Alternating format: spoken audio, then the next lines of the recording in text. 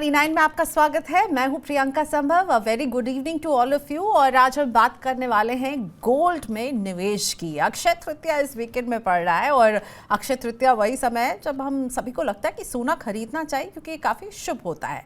लेकिन बाजार में सोना खरीदने वालों की होड़ तो लगने वाली है, पर अगर कीमतों की बात करें तो मार्च में सोने ने जो है ऑलमोस्ट 62,000 के एक लेवल को टच किया था और उसके बाद से हम यहाँ पर हल्की सी गिरावट देख रहे हैं, लेकिन तब भी सोना 60,000 रुपए प्रति 10 ग्राम के लेवल्स के आसपास ही है। तो क्या कंज्यूमर की इतनी क्षमता है कि 60,000 के भाव पर सोना को खरीदे? ये रिस्क उठा पाएगा कंज्यूमर? और अगर क्षमता है तो क्या इस भाव पर सोना खरीदना सुरक्षित भी है? अभी खरीदें या रुक के खरीदें? और सबसे इंपॉर्टेंट सवाल कि किस फॉर्म में सोने को खरीदें? तो इन तमाम सवालों का जवाब देने के लिए मेरे साथ जुड़ रहे हैं पृथ्वी फंड के director, head commodity and currency research Manoj Kumar Jain ji. इनसे होगी बातें। आप भी भेजिए अपने सवाल लाइव। तो इनसे बातचीत शुरू करें उससे पहले कैसे आप लाइव सवाल भेज सकते हैं ये समझ लीजिए। आप हमें तुरंत व्हाट्सएप कर सकते हैं, अगर आप फ़ोन पर जुड़े हुए हैं हमारे साथ। आप हमें ईमेल कर सकते हैं। यूट्यूब के इस लाइव ब्रॉडकास्ट के नीचे कमेंट बॉक्स में भी आप अपना सवाल भेज सकते हैं। मैं लगातार उसको मॉनिटर कर रही हूँ। और साथ ही में ये ध्यान रहे जब आप सवाल भेजें तो अपने डिटेल्स, अपना पूरा नाम हमें ज़रूर बताएं। साथ ही में अपने सवाल को भी जितने डिटेल में देंगे हमारे एक्सपर्ट उसे उतने बेहतर तरीके से समझकर आपको जवाब दे पाएंगे। वापस लौटते हैं मनोज जी के साथ। आज का शो हम लेकर आए हैं गोल्ड में निवेश की स्ट्रैटेजी आपको बताने की हमारी कोशिश है, और खासतौर पर जब एक स्पेशल ओकेजन हो। मनोज जी, 60,000 पर सोना रिस्क लेना बनता है या नहीं? खरीदना चाहिए या नहीं? आपका क्या व्यू बन रहा है? हालांकि अक्षय तृतीया के एक दिन पहले हल्की सी हम नरमी भी देख रहे हैं कीमतों में। नमस्कार प्रियंका जी। सबसे पहले तो आपको और टीवी 9 मनी 9 के सारे ही व्यूअर्स को हमारी ओर से अक्षय तृतीया की बहुत बहुत शुभकामनाएं। धन्यवाद। जहां तक 60,000 पे अभी जो सोने का भाव है उसमें निवेश का सवाल है, तो सोने का जो निवेश है वो सदा ही सुरक्षित निवेश माना जाता है। और हम देख रहे हैं पिछले काफी वर्षों से जब भी हम सोना खरीदने जाते हैं उस समय हमको सोने का भाव ज्यादा लगता है, लेकिन over the period of time जब हम देखते हैं तो हमको लगता है कि हमारा जो निवेश का जो विकल्प था वो सही था। तो सोने में आप कभी भी निवेश कर सकते हैं। Every time is good time to invest in gold. मतलब आप जब भी सोने में निवेश करेंगे आपको वहां पे आने वाले समय में बेहतर रिटर्न्स जो है वो लगातार बनते हुए नजर आएंगे। अगर हम पिछले 20 वर्षों की भी बात करें तो सोना एक ऐसा असेट क्लास रहा है जिसने 12% CAGR के पिछले 20 वर्षों में लगातार रिटर्न्स दिए हैं। लगभग 11x के जो रिटर्न्स है वो पिछले 20 वर्षों में सोने में बने हैं। तो सोने को हम हमेशा के रूप में जो एक सुरक्षित निवेश के रूप में मान सकते हैं। और जब भी जो भाव रहते हैं उसमें आप हमेशा इसमें निवेश कर सकते हैं। जब भी आपको सोने में निवेश करना है तो उसके भाव को न देखें। Over the period of time आपको सोना एक ऐसी असेट क्लास है कि वो आपको हमेशा पॉजिटिव रिटर्न देती रहेगी। राइट, ओवर द इयर्स आपने जो कहा ये बहुत इंपॉर्टेंट हो जाता है जब हम सोने की बात करते हैं। मैं चाहती हूँ कि हम आपको दिखाएं कि केवल 2017 से 2022 के बीच में सोने की चाल कैसी रही है। 2 गुना से भी ज़्यादा बढ़त आई है, जो कि अभी कह रहे थे मनोज जी भी कि बस आप खरीदिए जो भाव है, क्योंकि आप जब भी खरीदेंगे और भविष्य में देखेंगे उस भाव को तो लगेगा कि अरे अब तो सोना कहाँ पहुँच गया। तो देखिए 2017 में 28,873 रुपये 10 ग्राम सोने की जो कीमत थी, अक्षय तृतीया में जो भाव था वो किस तरह से बढ़ा है। 2018 में 31,000 पहुंचा, 2019 में भी 31,563 पे था।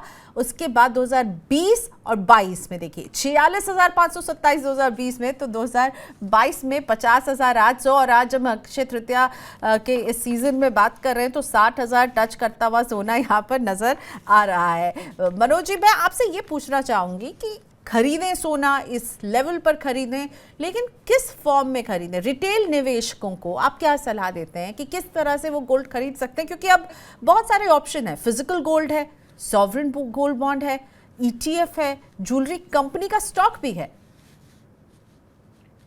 यहाँ पे बिल्कुल आपने बताया कि निवेश के काफी विकल्प जो है अब निवेशकों के पास है। पुराने समय में अगर हम बात करें तो वहां पे आप कॉइन्स या बार या ज्वेलरी में ही निवेश के जो विकल्प के रूप में देख सकते थे सोने में निवेश के लिए।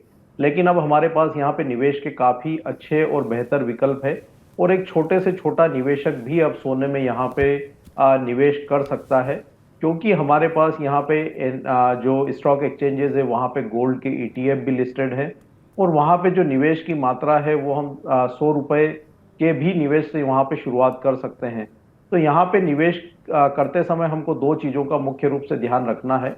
एक तो आपका जो टाइम होराइजन है वो क्या है, और जो निवेशक है उसका रिस्क अपेटाइट क्या है। जो बेहद छोटे निवेशक हैं तो वो यहाँ पे गोल्ड ईटीएफ को चुन सकते हैं और उसमें एसआईपी के रूप में लगातार जो है निवेशित रह सकते हैं। अगर जो मिडिल क्लास इन्वेस्टर हैं जिनका टाइम होराइजन 8 से 10 वर्ष का है, तो फिर वहां पे सोवरेन गोल्ड बॉन्ड जो है भारत सरकार के, वो काफी बेहतर एक निवेश का विकल्प है। भारत सरकार की गारंटी रहती है। दूसरा, आपको यहाँ पे 2.5% का एनुअल इंटरेस्ट जो है वो आरबीआई की तरफ से दिया जाता है, और मैच्योरिटी पे जो भी आपके जो कैपिटल गेन्स है वो भी टैक्स फ्री होते हैं। तो अगर आप केवल निवेश के रूप में देख रहे हैं तो सोवरेन गोल्ड बॉन्ड जो है वो बेहतर निवेश का विकल्प जो है निवेशकों के लिए है। अगर आपको ज्वेलरी की जरूरत हो तो ही आपको ज्वेलरी में निवेश के लिए जाना चाहिए, क्योंकि वहां पे आपको जो मेकिंग चार्जेस के साथ साथ जो टैक्सेस है वो भी लगते हैं बड़ी मात्रा में, तो उससे आप बच सकते हैं अगर आप यहाँ पे गोल्ड ईटीएफ या सोवरेन गोल्ड बॉन्ड के माध्यम से जाते हैं। साथ ही यहाँ पे जो कमोडिटी एक्सचेंजेस है वहां पे भी सोने को आप डीमेट फॉर्म में ले सकते हैं। जो मिनिमम जो इन्वेस्टमेंट रहता है वो 1 ग्राम का रहता है, और आपको डीमेट फॉर्म में आप उसको लंबे समय तक होल्ड कर सकते हैं, और वहां पे भी जो लागत है, जो एक्सपेंसेस है, वो काफी कम है। तो आपके पास यहाँ पे ईटीएफ का एक माध्यम है, दूसरा आपके पास सोवरेन गोल्ड बॉन्ड है।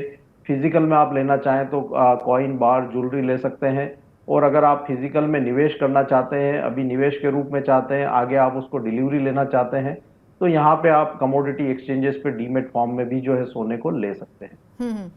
अगर मैं टोटली फाइनेंशियल प्लानिंग के लिहाज से बात करूं, हमारे पोर्टफोलियो में गोल्ड की हिस्सेदारी कितनी होनी चाहिए और इसे कैसे शामिल किया जाए? आपने अलग अलग फॉर्म बताए, अगर आप पहले तो मुझे समझाइए कि कितनी हिस्सेदारी रखें, फिर मैं आपसे पूछती हूँ एक अगला सवाल जो मेरे दिमाग में है। जहां तक हिस्सेदारी का सवाल है प्रियंका जी, तो हम देख रहे हैं कि यहाँ पे जिस तरह से जो इकोनॉमिक जो अनिश्चितताएं बढ़ी है ग्लोबली, चाहे वो नेचुरल कैलामिटीज हो या जियोपॉलिटिकल टेंशंस हो या और भी जो दूसरी घटनाएं हो, तो उसके चलते हम देख रहे हैं कि ग्लोबल इकोनॉमी में जो है अनिश्चितताएं काफी बड़ी मात्रा में लगातार बनी हुई रहती है।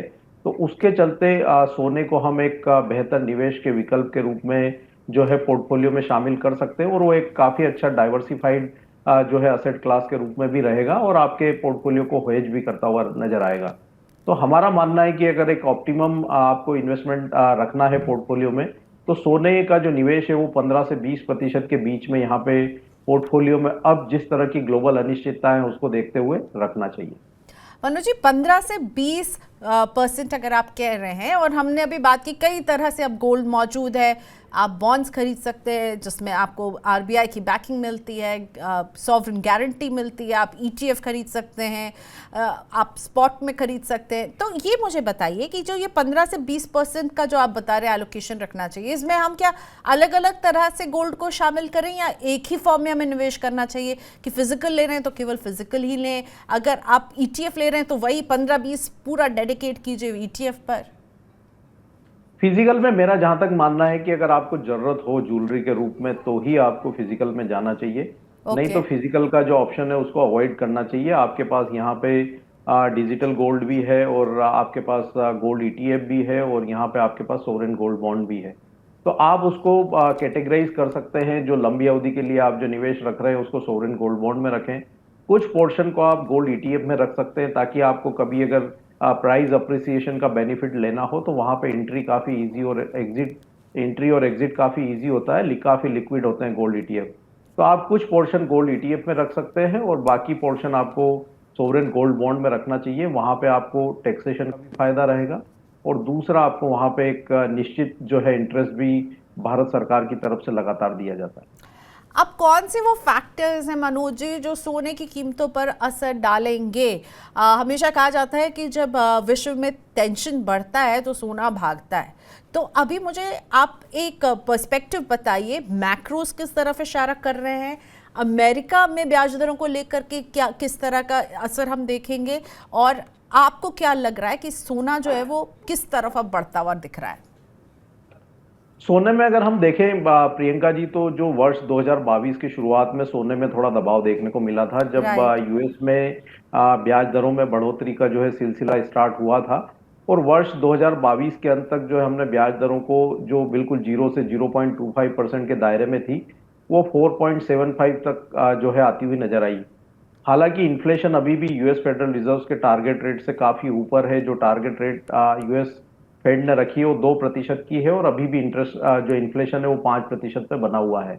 तो उसको देखते हुए यूएस फेड की तरफ से अभी और फर्दर इंटरेस्ट रेट हाइक की बात कही जा रही है। लेकिन हमारा मानना है कि 4.75% ऑलरेडी इंटरेस्ट रेट होने के बाद एक या दो रेट हाइक जो है यहाँ पे 2023 में देखने को मिलेंगे, जिसके चलते सोने में थोड़े समय के लिए पॉज देखने को मिल सकता है। लेकिन मिड ऑफ द 2023 जब यूएस फेड की तरफ से ब्याज दरों में पॉज रहेगा और इकोनॉमी को गति देने के लिए हो सकता है कि वर्ष 2023 के अंत तक एक या दो रेट कट भी देखने को मिले, तो सोने को फिर एक बार गति मिलती हुई नजर आएगी। तो हम कह सकते हैं कि जो पहला जो 6 महीना है 2023 का, उसमें कंसोलिडेशन सोने में देखने को मिल सकता है। लेकिन बाद के जो 6 महीने उसमें फिर एक अच्छी बढ़त जो है सोने में देखने को मिलेगी। तो जो मेजर जो फैक्टर्स यहाँ पे प्ले करेंगे वो यूएस फेड की तरफ से ब्याज दरों को लेकर के जो अनाउंसमेंट है वो रहेंगे। लेकिन वो ऑलरेडी हम देख रहे हैं कि मोटे रूप में डिस्काउंटेड है। तो जिस तरह से यहाँ पे ग्लोबल जो इकोनॉमिक स्लोडाउन का अंदेशा बना हुआ है, जियोपॉलिटिकल टेंशंस बने हुए हैं, और जिस तरह से इकोनॉमिक ग्रोथ को लेकर के चिंताएं हैं, तो ये सारे ही फैक्टर्स जो है वो सोने के लिए पॉजिटिव रहेंगे। तो हमारा तो यही कहना है कि जो भी डिप्स रहेंगे वो एक निवेश के लिए बेहतर अपॉर्चुनिटी रहेगी सोने में। और वर्ष 2023 के अंत तक अभी यहाँ से भी और 10 से 15% के जो पॉजिटिव रिटर्न्स है वो देखने को मिल सकते हैं। ओके, सो 2023 का सेकेंड हाफ सोने के लिए बहुत शानदार रहेगा। फर्स्ट हाफ में जो भी डिप्स दिखे वो निवेश की एक स्ट्रैटेजी हो सकती है आपके लिए। जो फैक्टर्स असर डाल रहे हैं वो है इकोनॉमिक स्लोडाउन की चिंता, जियोपॉलिटिकल टेंशन, और यूएस का क्या रुख रहता है ब्याज दरों को लेकर के। मनोज जी, अब शुरुआत करते हैं अपने दर्शकों के सवालों का। राजीव रंजन गाजियाबाद से जुड़ रहे हैं अपने पहले सवाल के साथ। नमस्ते राजीव जी, स्वागत है आपका हेलो मनी 9 में। बताइए कैसे मदद करें आपकी। नमस्ते प्रियंका जी, शुक्रिया आपको। थैंक यू सर, बताएं। जी मैम, सवाल ये था कि पिछले साल अक्षय तृतीया करीब 50 ग्राम गोल्ड कॉइन जो है वो 50,800 रुपए के आसपास खरीदा था। इस अच्छा। बार मैं खरीदना नहीं चाहता हूँ, लेकिन क्या है कि क्या इसको बेच के प्रॉफिट बुक करूँ या होल्ड करूँ, इसको ये नहीं समझ में आ रहा। बिल्कुल, आप सोचिए, आपने जो खरीदा था 50,800 के भाव पे, आज हम लोग 60 को टच कर रहे हैं, तो आप प्रॉफिट पर तो बैठे हैं। मनोज जी, आप बताइए क्या करना चाहिए राजीव को? क्या प्रॉफिट बुक कर लेना चाहिए? क्या शानदार मुनाफा हो रहा है, या अभी आप कहेंगे कि होल्ड कीजिए इसे? नहीं, अगर इनको फंड की जरूरत है तो यहाँ पे प्रॉफिट बुक कर सकते हैं, लेकिन मेरा मानना है कि अभी भी निवेशित रहना चाहिए। और भी यहाँ पे बेहतर रिटर्न्स जो इस वर्ष बनने की संभावना है। और हो सकता है कि नेक्स्ट जो अक्षय तृतीया है वहां पे हम जो भाव हैं सोने के, वो 66 से 67,000 तक भी जाते हुए देखें। तो अभी भी यहाँ पे बेहतर रिटर्न्स की संभावनाएं हैं। अगर फंड की रिक्वायरमेंट हो तो मुनाफा वसूली कर सकते हैं, नहीं तो यहाँ पे निवेशित रहने की सलाह रही। ओके, तो अगर फंड्स की ज़रूरत नहीं है राजीव, तो बिल्कुल बने रहिए, इस प्रॉफिट को बुक मत कीजिए। मनोज जी का कहना है कि 2023 में आप रेट्स को और अच्छा देखेंगे। धनतेरस के वक्त आप देखिएगा, उस समय कुछ कॉल लीजिएगा, अभी तो बिल्कुल होल्ड ही कीजिए। आरती सारस्वत हमारे साथ अब जुड़ रही हैं फोन लाइन पर। हेलो आरती जी, कैसी हैं आप? ओके, आरती जी से हमारी बात नहीं हो रही, हमें इंतज़ार करना चाहिए आरती जी का, फिर हम आगे बढ़ते हैं। लेकिन मैं अभी आपसे ये पूछना चाहूँगी मनोज जी, कि जब सॉवरेन गोल्ड बॉन्ड की बात आती है, तो जब सरकार वो ट्रांच निकालेगी तभी आप निवेश कर सकते हैं। ऐसे में क्या ETF जैसे ऑप्शन ज़्यादा इजीली अवेलेबल होते हैं एक निवेशक के पास? बिल्कुल, यहाँ पे अगर आपको इमीडिएट जैसे कोई गिरावट आती है मार्केट में और आपको निवेश करना है, तो आप इमीडिएट वहाँ पे जो गोल्ड ETF है उसका विकल्प चुन सकते हैं, या जो कमोडिटी एक्सचेंजेस में जो गोल्ड के फ्यूचर्स कॉन्ट्रैक्ट होते हैं उनको भी आप ले सकते हैं। और जब भी भारत सरकार की तरफ से सॉवरेन गोल्ड बॉन्ड के जो अनाउंसमेंट होते हैं, तो तब आप उस पोजीशन को स्क्वायर अप करके और वो अपनी पोजीशन को सॉवरेन गोल्ड बॉन्ड में शिफ्ट कर सकते हैं। तो ये एक बेहतर विकल्प होता है, और उसके तहत आप जो है अपने इन्वेस्टमेंट का जो डिसीजन है वो ले सकते हैं। ये जो ETF वगैरह होते हैं या अगर आप फ्यूचर्स में उसमें लिक्विडिटी की कोई इशू नहीं होती, राइट? इनमें कोई लॉक इन नहीं होता, आप जब चाहे एग्जिट ले सकते हैं इनमें से। बिल्कुल, यहाँ पे जहाँ तक ETF का सवाल है तो वो मंडे टू फ्राइडे ट्रेड होता है स्टॉक एक्सचेंजेस पे 9 to 3:30, और जो कमोडिटी एक्सचेंजेस है वहाँ भी 9 to 11:30 तक ट्रेडिंग होता है, और आपको एंट्री और एग्जिट जो है वो काफ़ी आसानी से मिलता है, क्योंकि काफ़ी लिक्विड जो है फ्यूचर्स कॉन्ट्रैक्ट भी है, और ETF भी जो सारी जो कंपनीज के लिस्टेड है वहाँ पे लिक्विडिटी काफ़ी बेहतर। ओके, अब आरती जी जुड़ चुकी हैं हमारे साथ। आरती जी नमस्ते, कैसी हैं आप? हम आपसे संपर्क करने की कोशिश कर रहे थे, चलिए अच्छा है कि आप जुड़ गई हैं। बताइए क्या जानना चाहती हैं? जी जी नमस्ते मैम। मैम मुझे ज्वेलरी खरीदनी थी, हाँ, मतलब हाँ। खास मौके पे पहनने के लिए। हाँ। तो मतलब गोल्ड तो ज्वेलरी लेना है, लेकिन मेरे पति का कहना है कि ज्वेलरी की जगह कॉइन या मतलब सिक्कों में निवेश कर दूं, क्योंकि अभी जो ज्वेलरी है वैसी कोई जरूरत नहीं है कि जब हाँ। कुछ होगा तब खरीद लेंगे। पर मेरा मन ज्वेलरी का था, तो आप प्लीज मुझे बताइए कि क्या करना चाहिए। बिल्कुल, मैं तो आपके साथ हूँ, ज्वेलरी ही लेनी चाहिए, लेकिन मनोज जी से पूछते हैं। मनोज जी, ये दुविधा हमेशा रहती है, मतलब ज्वेलरी लेने में क्या बुराई है? अगर अक्षय तृतीया है, कुछ शुभ खरीदना है तो ज्वेलरी ले लिया जाए। लेकिन भाई साहब जो हैं यहाँ पर आरती जी के, वो तैयार नहीं है, कह रहे हैं कहीं और निवेश किया जाए। क्या कहेंगे आप? नहीं, अगर आपको अगर हम ऑस्पिशियस डे के हिसाब से देखें और इमोशंस के हिसाब से देखें तो आप ज्वेलरी का विकल्प चुन सकते हैं, क्योंकि आप उसको पहनते भी हैं। एक औरत का गहना है ज्वेलरी, और वो हमारी सुंदरता में हमेशा चार चांद लगाती है।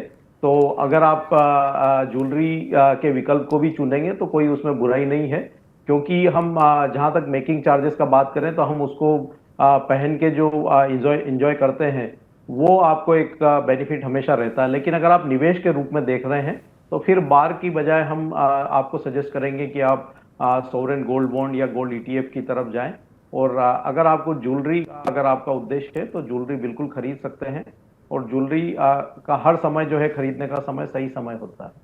ठीक है, तो आरती जी बिल्कुल मैं और मनोज जी आपके साथ खड़े हैं। आप ज्वेलरी भी खरीद सकती हैं, लेकिन निवेश करना है अगर तो आप सिक्के का ऑप्शन जैसे आप बता रही थी उसकी जगह ETF या सोवरेन गोल्ड बॉन्ड चुनेंगी तो ज़्यादा रहेगा। लेकिन एक और बात मनोज जी ने कहा था, ज्वेलरी तभी खरीदें जब आपको अभी तुरंत आप उसको पहनना ही है। अगर आप इसलिए खरीद रही हैं आगे कभी पहनेंगे तो उससे अच्छा है कि उसे आप कहीं पर निवेश करके उससे रिटर्न कमाइए, और उससे तब खरीदेगा जब आपको एक्चुअली में पहनना होगा।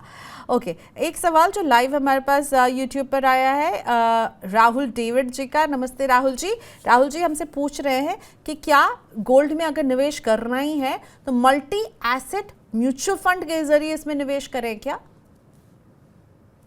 हाँ, वहाँ भी कर सकते हैं, लेकिन अगर आपको गोल्ड में निवेश करना है तो जो मैंने ऑप्शंस बताए वहाँ पे काफ़ी ट्रांसपेरेंसी, और जो भी निवेश रहता है बिल्कुल एक खुली किताब की तरह आपके सामने रहता है, और आप कभी भी उसमें एंट्री एग्जिट अपने हिसाब से कर सकते हैं।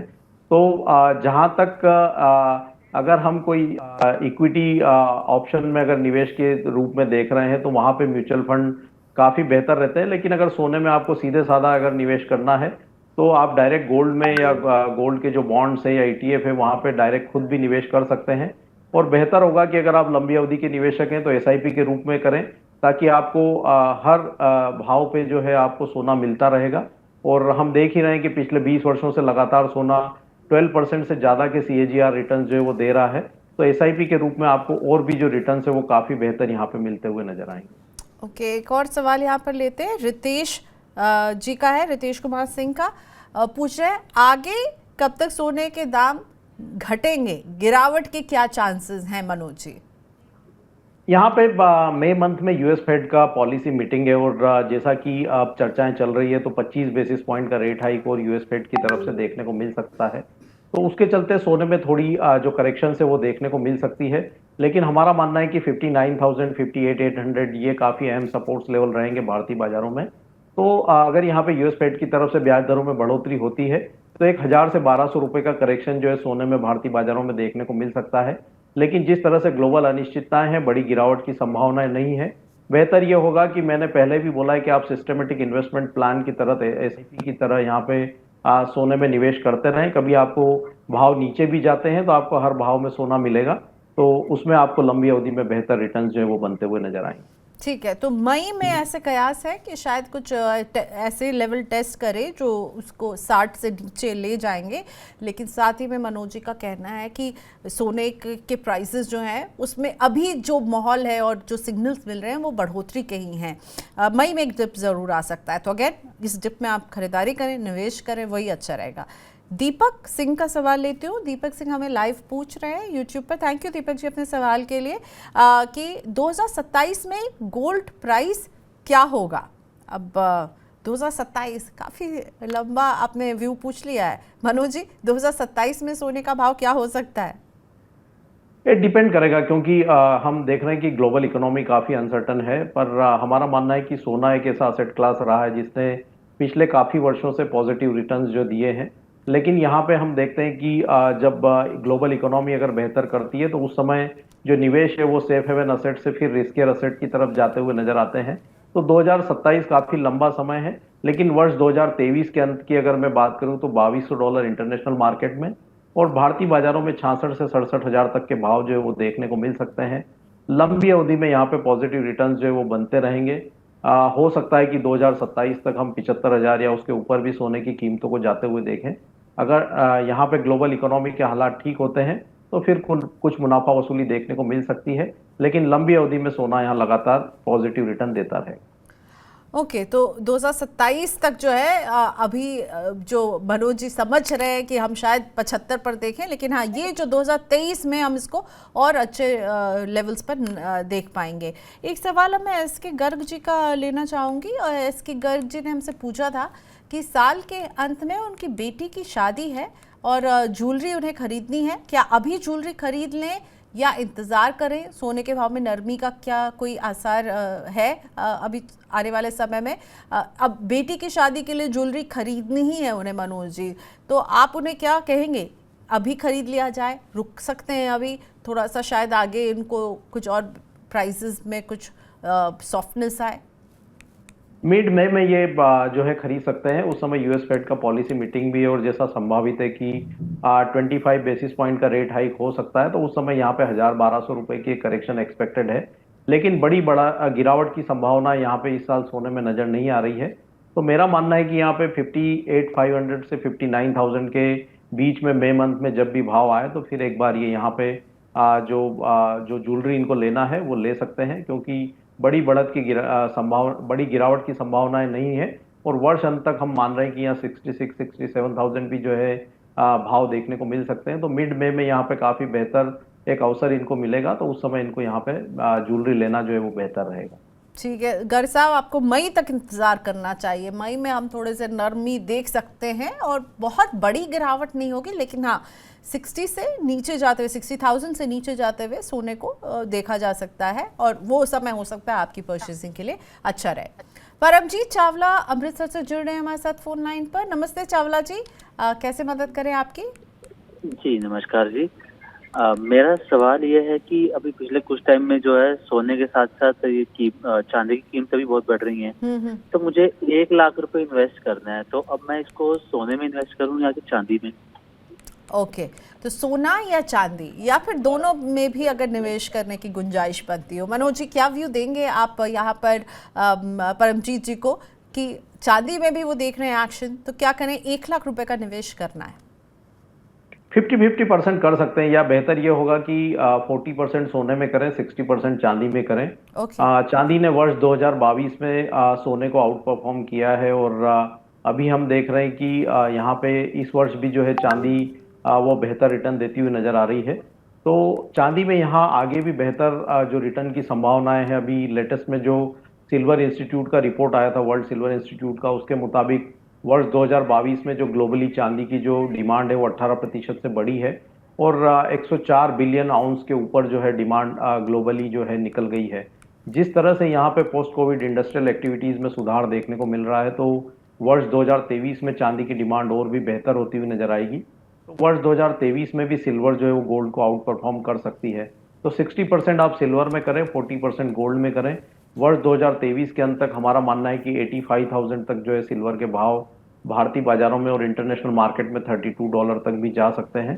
तो चांदी भी एक निवेश का बेहतर विकल्प है। अगर आपको सोना और चांदी दोनों में करना है तो वर्ष 2023 के लिए 60% चांदी में और 40% सोने में निवेश करें। ओके, सो परमजीत जी, आपकी स्ट्रैटेजी होनी चाहिए 60-40 का रेशियो। 60% चांदी में निवेश कर सकते हैं, 40% गोल्ड में निवेश कर सकते हैं। अब मनोज जी, इन दिनों ना ये डिजिटल गोल्ड का बड़ा जोश चढ़ा हुआ है लोगों को, और ये आप बहुत सारे पेमेंट ऐप्स जो हैं वो आपको बेच रहे हैं। कोई कह रहा है 1 रुपये में सोना खरीद लो, 2 रुपये में सोना खरीद लो। इस पर आप थोड़ा सा समझाइए, ये सोना कितना सेफ है, इसको खरीदा जा सकता है क्या? बिल्कुल, डिजिटली भी आप खरीद सकते हैं, और जो जितने भी पेमेंट ऐप्स हैं वो बिल्कुल जो रिजर्व बैंक ऑफ इंडिया की तरह जो उनके रूल्स और रेगुलेशंस की तरह जो है अंडर में काम करते हैं। तो वहाँ भी आप जो निवेश के विकल्प चुन सकते हैं, और वहाँ पे छोटी अमाउंट के रूप में भी निवेश जो है वो किया जा सकता है। लेकिन डिजिटल गोल्ड के भी बजाय मेरा मानना है कि जो गोल्ड ईटीएफ्स है वो काफ़ी बेहतर हैं, और वहाँ भी काफ़ी छोटे रूप में निवेश किया जा सकता है, और जो भी निवेशित अमाउंट है आपका वो आपके डीमेट अकाउंट में रहता है। तो डिजिटल गोल्ड भी एक अच्छा ऑप्शन है, लेकिन गोल्ड ईटीएफ मुझे उससे बेहतर लगता है, तो वहाँ भी जो है आप जा सकते हैं। ओके, आशुतोष गोस्वामी अब मेरे साथ दिल्ली से जुड़ रहे हैं फोन लाइन पर। नमस्ते आशुतोष जी, बताइए क्या जानना चाहते हैं आप? प्रियंका जी, मेरा सवाल ये था कि क्या अलग अलग शहरों में अगर हम कोई सोना खरीदते हैं तो क्या प्राइस में डिफरेंस देखने को मिलता है? क्योंकि कई बार मैंने दुकानों में देखा है कि मुंबई वाले प्राइस पर सोना खरीदिए या कोलकाता की कीमत पर खरीदिए। जी शुक्रिया, बहुत अच्छा सवाल है आपका। इनफैक्ट मैंने भी दिल्ली के लाजपत नगर में ये काफ़ी देखा है कि बॉम्बे के रेट पर सोना मिल रहा है। ये मनोज जी के सामने रखते हैं। ये सवाल बहुत इंटरेस्टिंग है मनोज जी, ये क्या शहरों में अलग अलग प्राइस होते हैं क्या, और ये बॉम्बे रेट और कोलकाता रेट क्या होता है?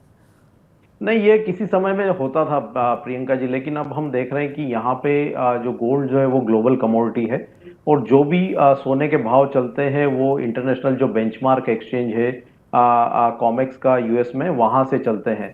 तो सोने का जो भी भाव कॉमेक्स में है वही भाव पूरे हिंदुस्तान में नहीं, पूरी दुनिया का भाव होता है। आप चाहे हिंदुस्तान के किसी मार्केट में चले जाएं, या दुबई चले जाएं, सिंगापुर चले जाएं, या लंदन चले जाएं, तो आपको जो भाव रहेंगे वहाँ की लोकल करेंसी में मल्टीप्लाई होके और वही भाव मिलने वाले हैं। जो हम कोलकाता रेट और मुंबई रेट और दिल्ली रेट बोलते हैं, उसका जो एक डिफरेंस का मुख्य कारण जो वहाँ के जो लोकल ज्वेलर्स जो रहते हैं उनकी जो मेकिंग चार्जेस की जो पॉलिसीज होती है उसके तहत वो अलग हो सकते हैं। लेकिन जो बेंचमार्क जो गोल्ड का रेट है, जो 22 कैरेट है या 24 कैरेट है, उसका जो रेट है वो पूरे हिंदुस्तान में एक ही रेट रहने वाला है, क्योंकि जो रेफरेंस रेट जो हम लेते हैं वो इंटरनेशनल मार्केट से लेते हैं, तो उसमें कोई डिफरेंस नहीं होता है। जो डिफरेंस आता है वो मेकिंग चार्जेस की वजह से आता है। ओके, और ये प्रॉब्ली आपको अपनी तरफ खींचने का एक तरीका होगा कि देखिए ये कोई स्पेशल रेट हम लेकर आए हैं, तो इससे कोई ज़्यादा फर्क नहीं पड़ता, मेकिंग चार्जेस में कुछ कम ज़्यादा वहाँ पर हो जाता होगा। पल्लवी चतुर्वेदी जुड़ रही हैं बेंगलुरु से। सुनते हैं उनका सवाल। पल्लवी जी, स्वागत है आपका, बताइए। Hello ma'am, good evening. Good evening. Ma'am, मुझे पूछना था कि जैसे हम लोग गोल्ड ज्वेलरी खरीदते हैं या फिर गोल्ड कॉइन खरीदते हैं, तो क्या इसकी प्योरिटी चेक करने के लिए कुछ तरीका है जो हम जैसे आम लोग भी चेक कर सकें? एब्सोल्युटली, बहुत ज़रूरी सवाल है मनोज जी। लोग खरीदेंगे, अक्षय तृतीया भी खरीदेंगे, इसके बाद भी खरीदेंगे। सोने को खरीदना रुकता नहीं है, और फिजिकल गोल्ड जब खरीदने जाएंगे तो अब हॉलमार्किंग को लेकर के भी बहुत कुछ हो चुका है बाज़ारों में। तो एक रिटेल इन्वेस्टर या फिर एक आम कंज्यूमर क्या देखे, कैसे उसकी शुद्धता को इंश्योर करे? जहां तक सोने का सवाल है, अगर आप ज्वेलरी में जा रहे हैं तो जो यहाँ पे जो हॉलमार्क ज्वेलरी अभी गवर्नमेंट की तरफ से नोटिफाई हुआ है कि जो HUID आईडी जो है वो हर जो आपकी सोने की ज्वेलरी है उसके ऊपर लगी हुई रहती है, और जो भी जो ज्वेलर से आप ले रहे हैं जिसके ऊपर आपको भरोसा है उसको देखें। साथ ही जो गवर्नमेंट की तरफ से हॉलमार्क का जो आईडी नोटिफाई किया गया है उसको देखें, तो उसको देख करके आप सोना लें। वहीं अगर आप कॉइन या बार में ले रहे हैं तो उसके साथ में आपको जो सर्टिफिकेट है वो दिया जाता है। काफ़ी सारे जो ज्वेलर्स हैं उनके अपने अपने सर्टिफिकेशन होते हैं, और वो कैरेटेज जो है उसमें मेंशन किया हुआ रहता है। साथ ही जो कैरेट मीटर जो रहते हैं, जो सोने की शुद्धता को मापने का एक पैमाना होता है, तो उसमें भी आप प्योरिटी को चेक कर सकते हैं। वहीं अगर आप कोई बैंक से सोना ले रहे हैं तो वहाँ पे बैंक जो है वो शुद्धता का सर्टिफिकेट सोने के कॉइन या बार के साथ में देता है। तो बिल्कुल यहाँ पे काफ़ी ट्रांसपेरेंसी अब है, और जो पहले हम देखते थे कि काफी विसंगतियां देखने को मिलती थी प्योरिटी को लेकर के, वो जब से यहाँ पे हॉलमार्किंग जो भारत सरकार ने कंपलसरी किया है और सोने की ज्वेलरी में भी जो HUID का आईडी आया है, उसके बाद से ये सारी विसंगतियां दूर हुई है और जो जो इम्प्योरिटी का जो डर एक बना रहता था वो खत्म हुआ है। तो चाहे वो ज्वेलरी हो या कॉइन हो या बार हो, वहाँ पे जो भारत सरकार की तरफ से जो BIS स्टैंडर्ड है उसके तहत यहाँ पे आपको ज्वेलरी और कॉइन जो है मिलते हैं।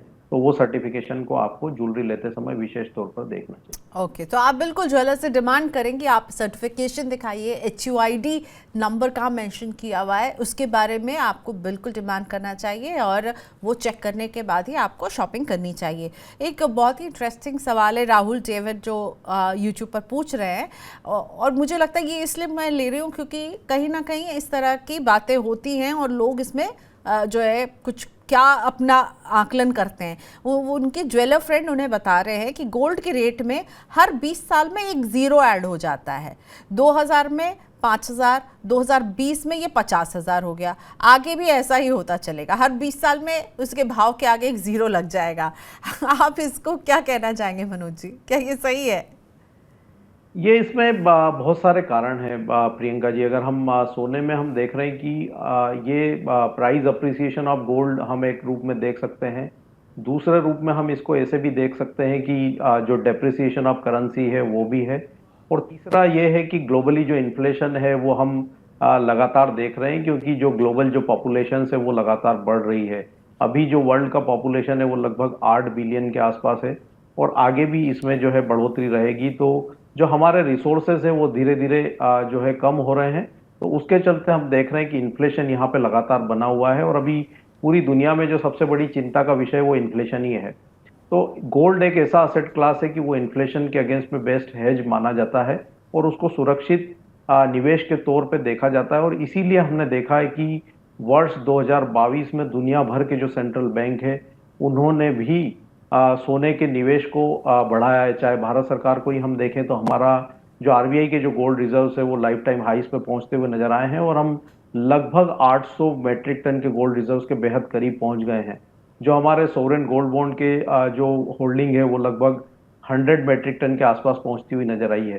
तो ये काफी सारे कारण है। इसके तहत हम देखते हैं कि सोने की कीमतों में लगातार बढ़त जो है वो देखने को मिली है। और चाहे हम पिछले 5 साल देखें, 10 साल देखें या 100 साल देखें, सोना एक ऐसा असेट क्लास है जिसने हमेशा पॉजिटिव रिटर्न दिए हैं।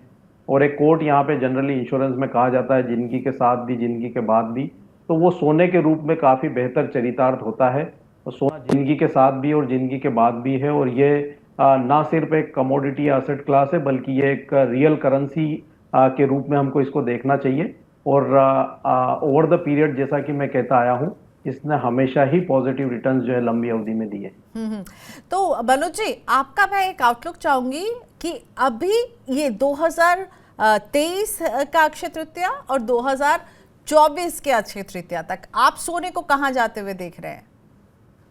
कंजर्वेटिवली मैं 66-67,000 तक अगली अक्षय तृतीया तक देखता हूं। और अगर यहाँ पे ग्लोबल अनिश्चितताएं बरकरार रही तो शायद हम 70,000 तक भी जाते हुए सोने के भाव देखेंगे। इंटरनेशनल मार्केट में $2200 जो है काफी सर्टन जो है प्राइस टारगेट लगते हैं जिस तरह की अनिश्चितताएं हैं। तो अभी भी जो भाव है वहां से लगभग 10 से 15% रिटर्न जो बचा हुआ जो 8 महीने है इस साल के, उसमें देखने को मिल सकता है। ठीक है, तो यहाँ मनोज जी का व्यू है कि अगले अक्षय तृतीया में शायद आपको यही सोना 67,000 या 68,000 के रेंज में दिख सकता है। और जिस तरह का भी व्यू बन रहा है इंटरनेशनल मार्केट में $2,200 प्रति ऑन्स का स्तर भी देखने को मिल सकता है। लेकिन हाँ, मई में एक डिप भी आ सकता है, तो इसका भी ख्याल रखिएगा। मनोज जी ने अभी भी बताया और डिप में मनोज जी की सलाह है कि आप निवेश करते चलिए, ये मौका है खरीदारी का, निवेश करने का। Thank you so much Manoj ji, आज आपने वक्त निकाला मनी 9 के लिए। आपको भी अक्षय तृतीया की शुभकामनाएं और सब कुछ शुभ हो आपके लिए, हमारे लिए, हमारे दर्शकों के लिए। धन्यवाद आपका। Thank you. तो आज हमने बात की सोने पर और सोने में आपकी रणनीति क्या होनी चाहिए। उम्मीद करते हैं आपको कुछ ऐसे हाइलाइट्स मिलो जिसमें आप फिर जब डिसाइड करें तो समझ पाएँ।